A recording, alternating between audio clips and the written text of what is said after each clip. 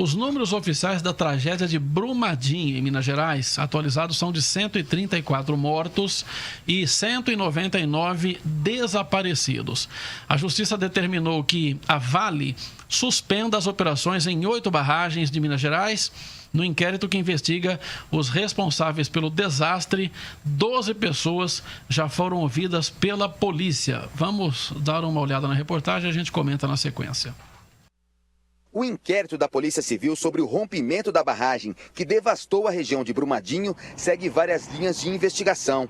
Uma delas é a responsabilidade da Vale sobre a segurança da estrutura. A Polícia Civil ouviu o depoimento de 12 pessoas no inquérito que apura as causas do desastre. Está priorizando os sobreviventes. Depois de verificar os documentos apreendidos na mineradora durante as ordens de busca, o delegado do caso deve convocar especialistas que poderão analisar melhor o histórico da barragem. A polícia deve ouvir geólogos e engenheiros autores de relatórios sobre a barragem 1 da mina do Córrego do Feijão. Um estudo de 2010 já havia apontado que os rejeitos tinham potencial de liquefação, ou seja, poderiam ficar menos sólidos e mais líquidos, o que poderia interferir na estabilidade da barragem. O outro ponto a ser investigado é se a Vale estava reaproveitando os rejeitos para a retirada de minério fino. Uma das etapas deste processo que foi permitido pelo governo federal no ano passado, em um decreto que atualizou o Código de Mineração, consiste em jogar água dentro da barragem para facilitar a retirada dos rejeitos, o que contribuiria com a liquefação. A polícia vai averiguar se a empresa possuía licença para fazer o reaproveitamento e se o procedimento era feito de acordo com todos os protocolos de segurança. Hoje, a Justiça mandou suspender as operações da maior mineradora da Vale em Minas Gerais. A mina de Brucutu fica em São Gonçalo do Rio Abaixo e produz 30 milhões de toneladas de minério de ferro por ano. A decisão proíbe a Vale de praticar qualquer atividade que possa aumentar os riscos em 8 barragens da companhia no estado. A empresa disse que vai recorrer.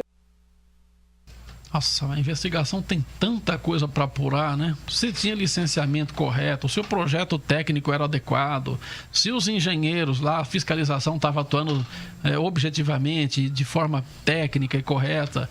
Por que a sirene não tocou? Nossa, se tinha sensores para avisar. Outro dia eu vi uma entrevista de um especialista nessa área de segurança industrial e ele explicava: nenhuma estrutura de engenharia rompe de uma hora para outra, a não ser que haja lá, né, um desastre natural, do tipo lá um terremoto. Porque daí não tem jeito, vem de uma hora para outra mesmo, ou se balança lá aquela placa tectônica, ou em regiões que tem maremoto, tsunami. Aí é claro que uma coisa, independentemente ali da força natural, bate e é de uma hora para outra. Agora, uma barragem que não teve nenhuma situação de anormalidade climática, nada, estava lá paradinha, de uma hora para outra rompe, ela falou: não, isso deve ter dado algum aviso antes. Ou aconteceu alguma trinca, ou uma movimentação anormal em algum lado do piso, do terreno, alguma coisa deve ter acontecido antes do rompimento efetivo da barragem. E não tinha um monitoramento, né, um sistema de sensores ali aptos para alertar. Dependeram única e exclusivamente de uma sirene que estava instalada abaixo da barragem, que foi engolida pela lama. Nossa senhora, eu acho que a fiscalização vai ter uma dificuldade imensa, né? Porque tem tanta coisa para investigar ali e agora a possibilidade de erro, de problema ali também é tão gigantesca. E aí eu não sei também, né? Depois que está tudo cheio de lama, na verdade, como que os peritos vão fazer para interpretar tudo isso? Pois é, na verdade, assim, o que me causa indignação é que essa tragédia ela aconteceu 3 anos depois da de Mariana, que já foi uma tragédia e que já estava colocado que outras tragédias poderiam acontecer lá em Minas por causa da forma como é feita a barragem, né? Então, assim, nada foi feito. Primeira coisa que nós temos um país em que não há fiscais para poder fiscalizar as barragens existentes aqui nesse país. Em Minas Gerais, você tem várias barragens que oferecem risco à população. No final de semana, eu e o Marcos Andrade entrevistamos uma especialista, Sena, em barragem. Ela disse o seguinte: toda barragem ela precisa ter um plano de contenção, de risco.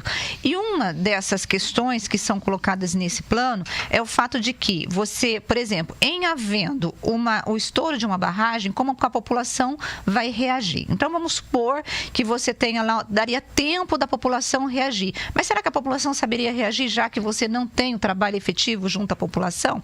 Por quê? Porque nós somos um país em que nós não temos tínhamos, né, grandes catástrofes ambientais como que nós tivemos agora em Brumadinho. Outros países que estão acostumados com tsunami, com tempestades, com furacões, a população, ela já está e ela é preparada para poder saber como reagir, que não é o caso do Brasil. Então, ela coloca uma série de regras que deveriam existir que não tem aqui no Brasil. Por exemplo, a história de você ter um refeitório, uma parte administrativa do lado de uma barragem. Como assim? Não é possível.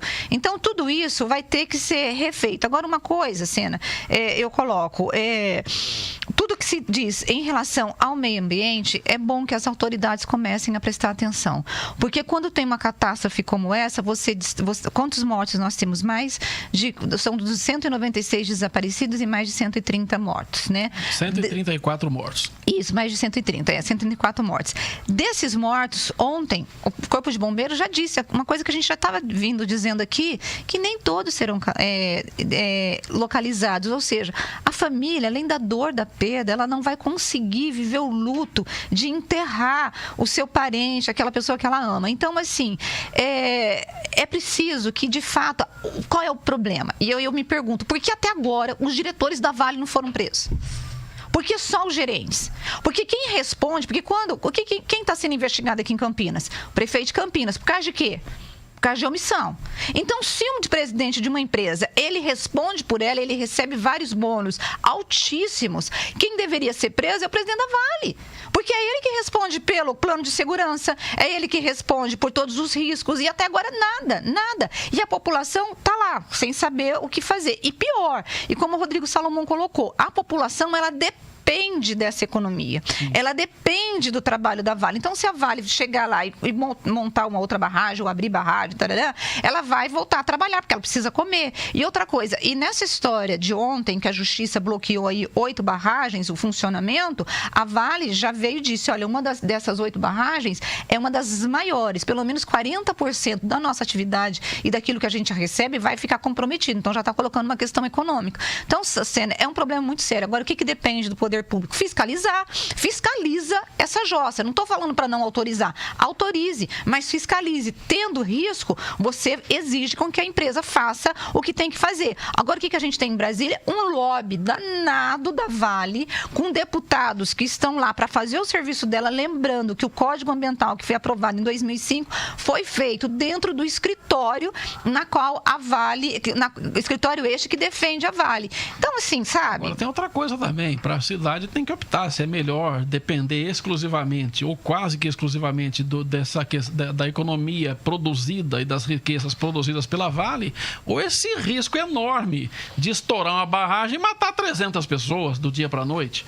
Então precisa se discutir isso com muito cuidado. Sei lá, se for para correr esse risco, eu preferia mudar e plantar feijão. A forma de economia, lógico. Você tá louco.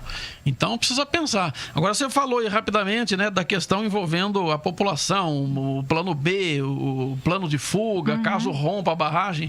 Mas olha, como é que você vai treinar a população de Brumadinho se não tinha treinamento nem os funcionários?